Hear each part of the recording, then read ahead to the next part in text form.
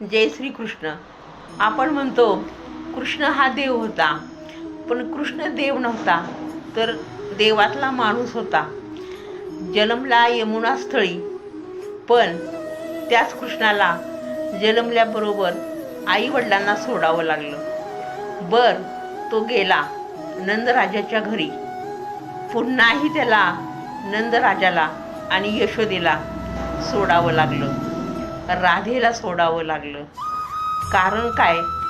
तर ज्याच्यामध्ये धडाडी आहे, संघर्ष आहे, संघर्ष करण्याची क्षमता आहे, त्याने दाखवून दिलं की आता हे गोकुळसुद्धा मी सहजपणे सोडतोय आणि मथुरेला जातोय.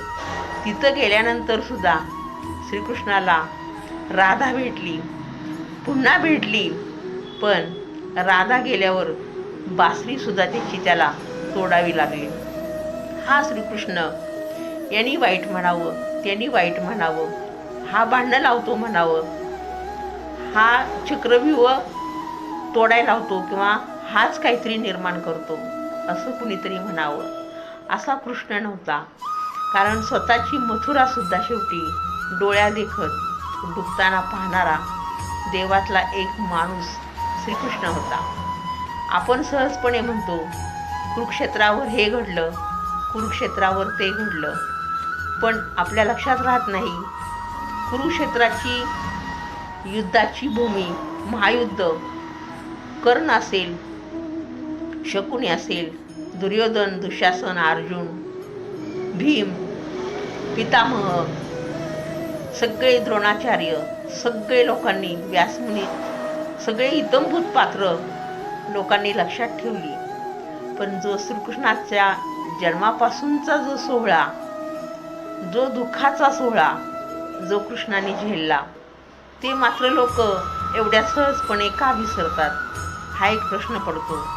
कृष्णाने वेळोवेळेला दाखवून दिलं की माझ्या जीवनामध्ये जे जे मी पाहिलं, जे जे मी अनुभवलं, ते मी स्वतःसाठी अनुभवलेलं आहे. दुसऱ्याने काहीतरी करावं म्हणून मी कुणालाही गळ घातलेली नाही, असा कृष्ण होता.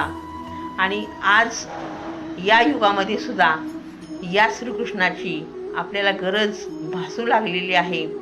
कारण जग हे पूर्ण अंधकारानं, अज्ञानानं डुबलेलं आहे. जो तो आपला विचार करतो, माझं कसं होईल आणि मी आहे तेवढ्याच समाधानी आहे.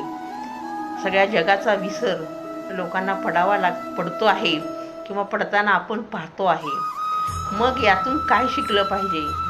तर ज्या वेळेला वेळ आली, दूध, लोणी, दही खाणारा, चोरून खाणारा श्रीकृष्ण गोकुळात आनंदानं वाढत होता, पण त्याला ती जन्मभूमी त्याची सोडावी लागली.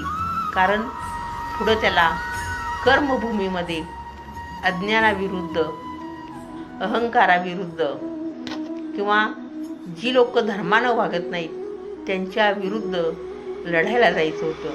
म्हणून लक्षात एक ठेवलं पाहिजे, कोणतीही गोष्ट सोडायची वेळ आली तरी त्या गोष्टीचं आपण दुःख मानायला नाही पाहिजे.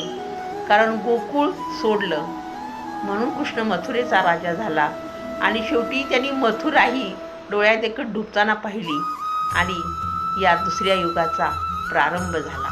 जय श्रीकृष्ण, जय श्रीकृष्ण.